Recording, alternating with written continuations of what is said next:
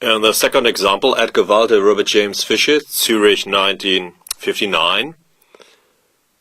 White, Walter, can beat Bobby. And this would have been, of course, a very good achievement, as Fischer didn't lose too many games. But how to start, how to advance White's queenside pawns? As the Swiss study composer Fontana pointed out later, the right way to win is b4, as it is of crucial importance if the white pawn can reach b6 or not. And here it can't be prevented. Black can try to stop b6, but then both pieces are now tied to the defense, and white can just advance his a-pawn and then reach the setup with b6. Yeah, but king b8 is not playable, and then if the bishop just waits, then white wins. And if black tries to regroup to bring the king to a7, then, yeah, again he is too late. White has achieved b6, and finally black is in deadly Zugzwang, as the king must stop king a7 and the bishop must stop the a-pawns advance, and so it's over. Yeah, there is after b4 there is no defense. White would have won. In the game, Walt it shows a4, and now Bobby again shows that he knows the theoretical endgames and Rauser's drawing soon. First he brings over his king to a7. Yeah, now white is not in time. White's king must protect the b-pawn, cannot advance, and so black's king reaches a7 safely. This is one part of the defensive setup, and now the bishop can be activated, and now it's a draw. White can win the bishop for the queenside pawns, but not the game, as then black's king is always in Rauser's drawing zone. We will see.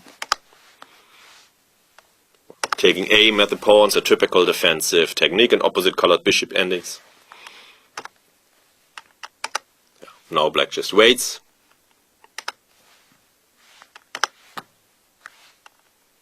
Bobby regroups to stop.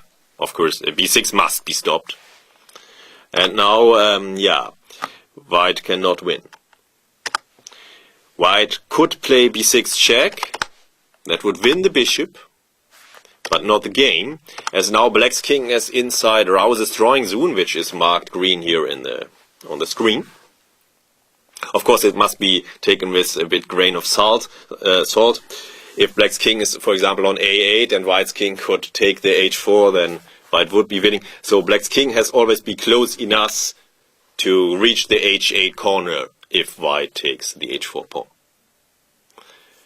So white's king is not allowed to have too much advantage in that race. But if this is not the case, then it's always a draw if black's king is in the drawing zone. Only if it could be cut out of the drawing zone permanently, like with black's king on d4, white's on d6, and white's bishop on d5, then white would win by long maneuvers. But this can never be achieved, and Bobby knew, of course, that this is Rauser's drawing zone, and so it must be a draw here. And Walter didn't even try that.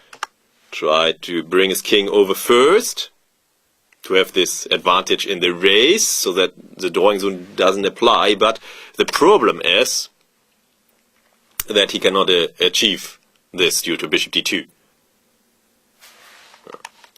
Okay, if the pawn advances to a6, it's a complete draw. And after b6, white also cannot win. Now black is active enough.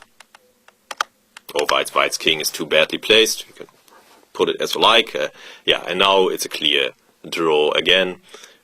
White cannot make progress unless he allows a complete blockade of his queenside pawns, when it's also clear draw.